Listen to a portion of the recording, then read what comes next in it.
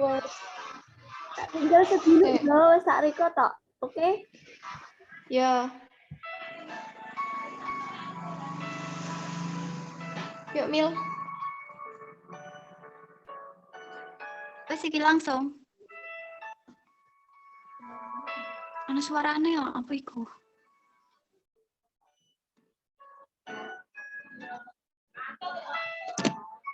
Sing durung di mute guys.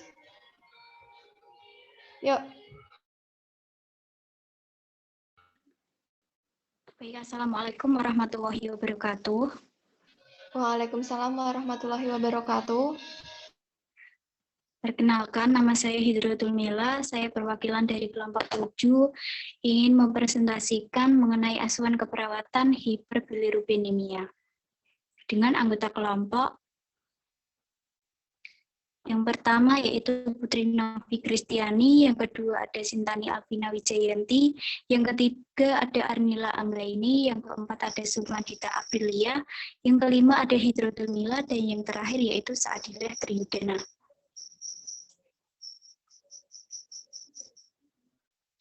Ada 6 cakupan materi. Yang pertama yaitu pengertian, yang kedua etiologi, yang ketiga manifestasi klinik, yang keempat ada patofisiologi dan pathway, yang kelima ada pemeriksaan penunjang dan penata laksanaan, yang keenam asuhan keperawatan hiperbilirubemia. Next, Kak. Yang pertama yaitu pengertian. Hiperbilirubemia atau penyakit kuning adalah penyakit yang disebabkan karena tingginya kadar bilirubin pada darah sehingga menyebabkan bayi baru lahir berwarna kuning pada kulit dan pada bagian putih mata. Next, Kak. Yang kedua ada etiologi. Secara garis besar, etiologi ikterus atau hiperbilirubemia pada neonatus dapat dibagi menjadi 4. Yang pertama yaitu produksi bilirubin yang berlebihan. Yang kedua, gangguan fungsi hati yang disebabkan oleh beberapa mikroorganisme atau toksin yang dapat langsung merusak sel hati dan darah merah seperti infeksi toksoplasmosis sipilis. Yang ketiga, ada gangguan transportasi akibat penurunan kapasitas pengangkutan, misalnya pada hipoalbuminemia atau karena pengaruh obat-obat tertentu, misalnya sulfadiazin. Yang keempat, yaitu gangguan dalam ekskresi. Next, Kak. Yang selanjutnya yaitu manifestasi klinik. Manifestasi klinik menurut Mita Yani 2012 yang sering dijumpai pada bayi dengan hiperbilirubemia diantaranya yaitu yang pertama ada ikterus pada kulit dan konjungtiva, mukosa, dan alat-alat tubuh lainnya. Bila ditekan akan timbul kuning. Yang kedua yaitu bilirubin direct ditandai dengan kulit kuning kehijauan dan keruh pada ikterus berat. Yang ketiga yaitu bilirubin indirect ditandai dengan kulit kuning terang pada ikterus berat. Yang keempat yaitu bayi menjadi lesu. Yang kelima bayi menjadi malas minum. Yang keenam tanda-tanda klinis terus jarang muncul. Yang ketujuh ada letargi, yang ke-8 ada tonus otot meningkat, yang ke-9 ada leher kaku, yang ke-10 ada opitoton, itu warna urin gelap hijau pucat. Next, Kak.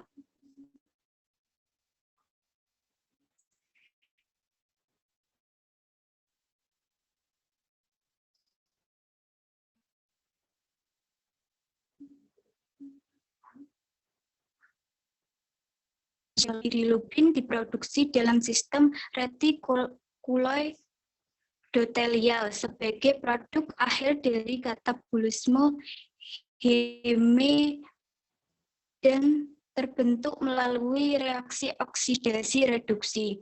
Karena sifat hidrofobiknya, bilirubin tak terkonjungsi diangkut dalam plasma terikat erat pada albumin. Ketika mencapai hati, bilirubin diangkut ke dalam hepatosit terikat dengan ligan. Setelah direproduksi menjadi tapirol berwarna oleh mikroba di usus besar. Bilirubin tak terkonjugasi ini dapat diserap kembali ke dalam sirkulasi total. Bilirubin mengalami peningkatan pada beberapa keadaan. Kondisi yang sering ditemukan ialah meningkatnya beban berlebih pada sel hepar, yang mana sering ditemukan bahwa sel hepar tersebut bukan apabila terdapat peningkatan pendeknya umur eritrosit pada janin atau bayi, meningkatkan bilirubin dari sumber lain, dan atau terdapatnya peningkatan sirkulasi enterohepatik.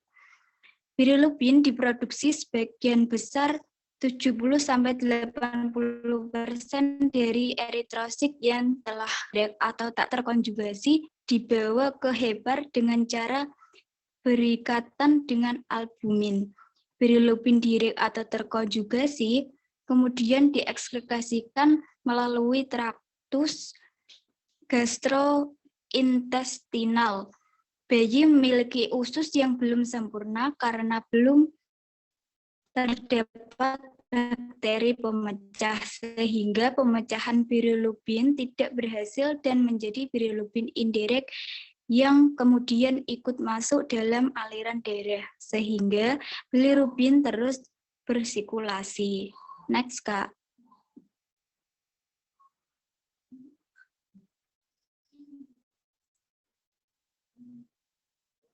Terdapat pathway pada asuhan keperawatan bilirubinemia, bisa dipelajari ya teman-teman. Next, Kak. Dan selanjutnya mengenai pemeriksaan penunjang. Yang pertama yaitu pemeriksaan bilirubin serum, yang kedua ultrasound, yang ketiga radiositop scan, yang keempat bilirubin total, yang kelima adalah hitung darah lengkap. Next, Kak.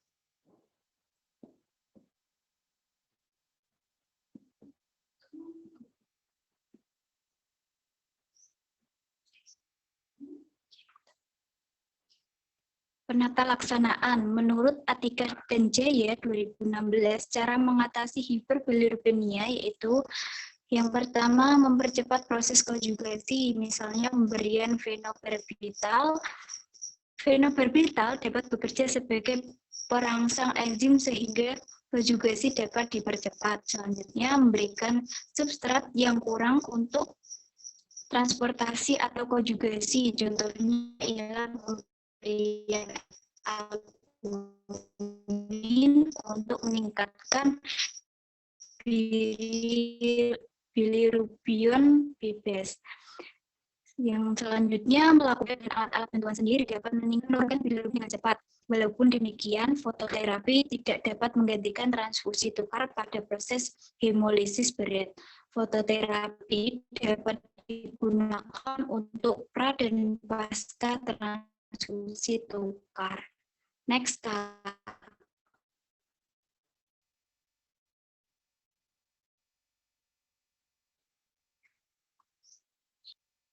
Selanjutnya yang pertama yaitu penata laksanaan hiperbilirubemia secara terapeutik. Ada 3 yaitu fototerapi, fenobarbital, dan transfusi tukar. Yang kedua ada penata laksanaan hiperbilirubemia secara alami. Ada 2 yaitu bilirubin indirect dan bilirubin direct. Next, Kak.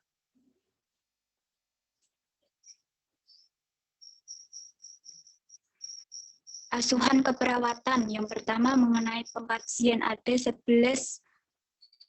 komponen menurut manajemen kesehatan, status kesehatan sejak lahir, pemeriksaan kesehatan secara rutin, imunisasi. Yang kedua, nutrisi metabolik, pemberian ASI atau PASI, makanan dan minuman selama 24 jam. Yang ketiga yaitu pola eliminasi, pola defekasi atau kesulitan kebiasaan dan ada darah atau tidak, pola eliminasi urin, frekuensi ganti popok basah per hari, kekuatan keluarnya urin, bau, dan warna. Yang keempat yaitu aktivitas dan pola latihan, rutinitas mandi, kapan, bagaimana, di mana sabun yang digunakan, aktivitas sehari-hari, seperti jenis permainan, lama, teman bermain, penampilan anak saat bermain, dan lain sebagainya. Yang kelima yaitu pola istirahat tidur. Pola istirahat tidur anak, perubahan pola istirahat. Yang keenam yaitu pola kognitif persepsi.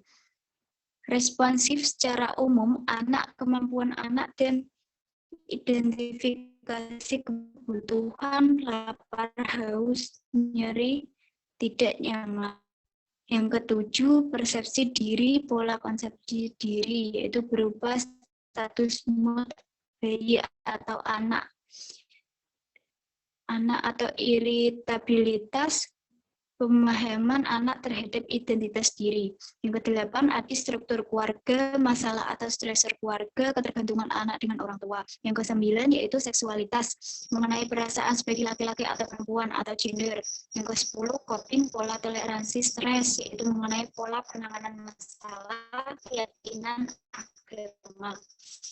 Yang terakhir yaitu nilai pola keyakinan, yaitu mengenai perkembangan moral anak dan keyakinan agama. Next, Kak.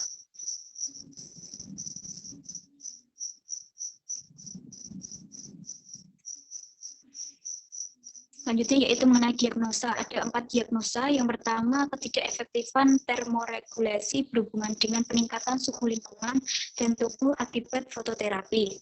Yang kedua, resiko ketidakseimbangan volume cairan tubuh berhubungan dengan peningkatan IWL atau insensible water loss akibat fototerapi dan kelemahan menyusui.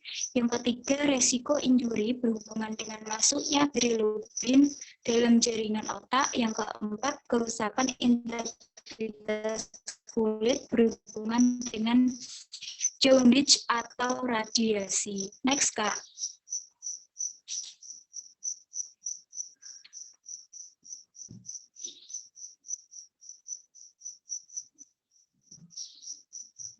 Untuk intervensinya akan disampaikan oleh rekan saya yaitu Saadila Triyudena. Silakan, Mas. Intervensi 1, diagnosa keperawatan, ketidakefektifan termoregulasi berhubungan dengan peningkatan suhu lingkungan dan tubuh akibat fototerapi. Tujuan dan kriteria hasil. Setelah dilakukan tindakan keperawatan selama 1 kali 24 jam, bayi tidak mengalami instabilitas suhu dengan kriteria hasil. 1. Suhu aksila 36,5 derajat Celcius sampai 37,5 Celcius. 2. Frekuensi nafas 40 sampai 60 kali per menit. 3. Denyut jantung 120 sampai 180 per menit. 4. Warna kulit bayi coklat kemerahan. 6. Akral hangat. 5.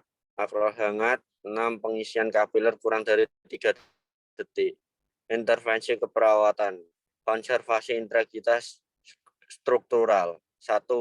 Letakkan bayi dalam inkubator untuk mempertahankan kestabilan suhu tubuh. Kedua, ukur suhu aksila bayi secara teratur.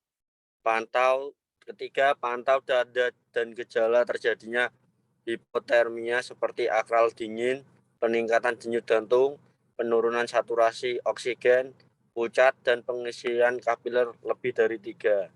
4. Pantau adanya hipertermi. Konservasi energi. 1. Minimal kehilangan kalor melalui proses konduksi, konveksi, evaporasi, dan radiasi. Kedua, pantau suhu inkubator dan lampu fototerapi. Ketiga, tutup kepala bayi dengan topi untuk menghindari kehilangan panas akibat radiasi. 4. Lakukan perawatan bayi dalam inkubator, bukan radian Warmer, karena radian Warmer terjadi kehilangan panas karena radiasi, konveksi, peningkatan IWL pada bayi, serta menimbulkan dehidrasi. Kelima, tingkatkan pemberian cairan Neska. Yang kedua, resiko ketidakseimbangan volume cairan tubuh berhubungan dengan peningkatan IWL akibat fototerapi dan kelemahan menyusui. Setelah dilakukan tindakan keperawatan 1x24 jam, menunjukkan keseimbangan cairan dan elektrolit dengan kriteria hasil: 1. Tugor kulit elastis, 2.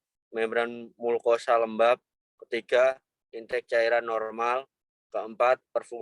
Perfusi jaringan baik, 5. Urin tidak pekat. Konservasi integritas struktural: 1. Monitor berat badan, 2. Monitor intake dan output, 3. Monitor pemberian ASI, 4. Serum, 4. Monitor serum elektrolit, 5. Monitor serum albumin dan protein total. Next, Kak.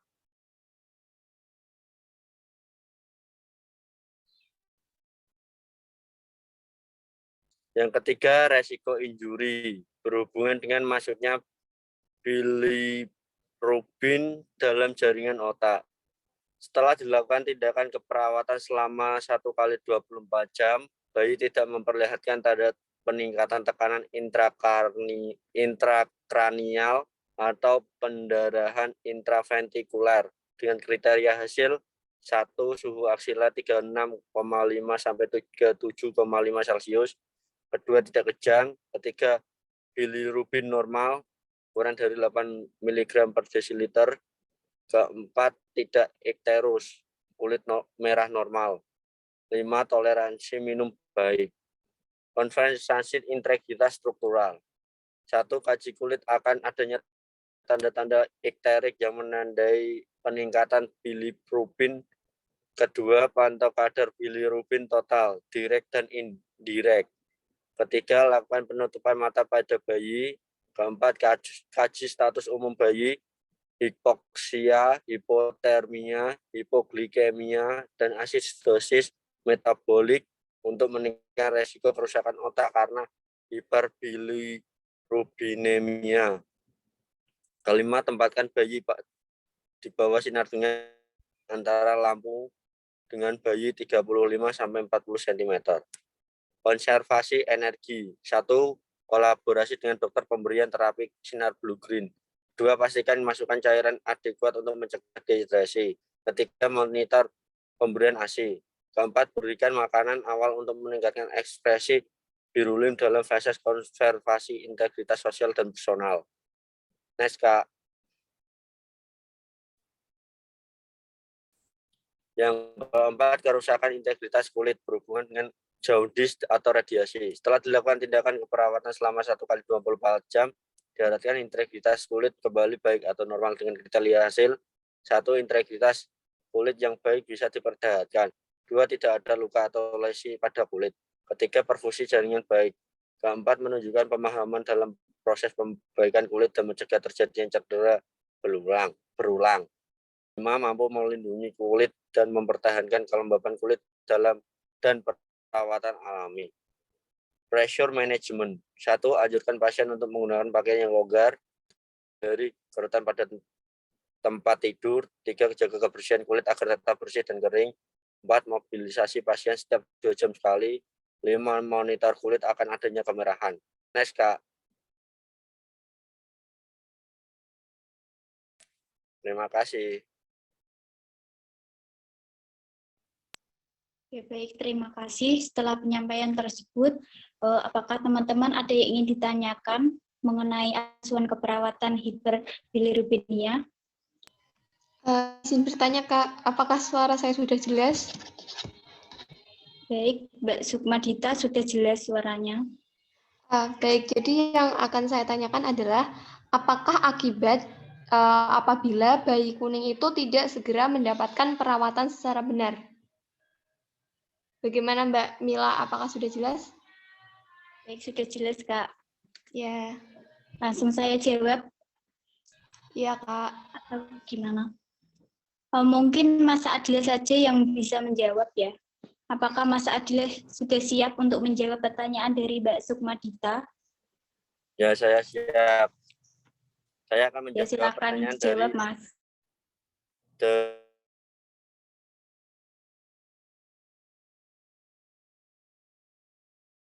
Dari saudara Mbak Sukmadita. Yang akan berpengaruh. Sudah terdengar suara saya? Halo? Iya, mendengar. Sudah terdengar. Ya, baik, saya akan menjawabnya. Akibatnya akan berpengaruh terhadap kerusakan otak. Bayi bisa terjadi keracunan zat kuning sehingga kejang atau koma dan akan membahayakan keselamatan bayi. Efek jangka panjang dapat mengakibatkan keterbelakangan mental, kelumpuhan serebral, tuli, dan mata tidak dapat digerakkan ke atas.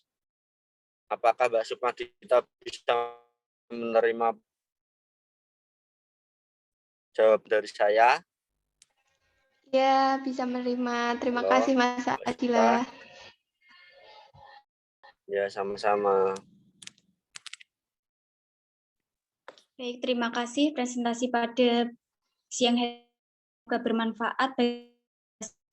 Apabila ada kata-kata yang kurang berkenan, saya mohon maaf. Assalamualaikum warahmatullahi wabarakatuh. Waalaikumsalam warahmatullahi wabarakatuh.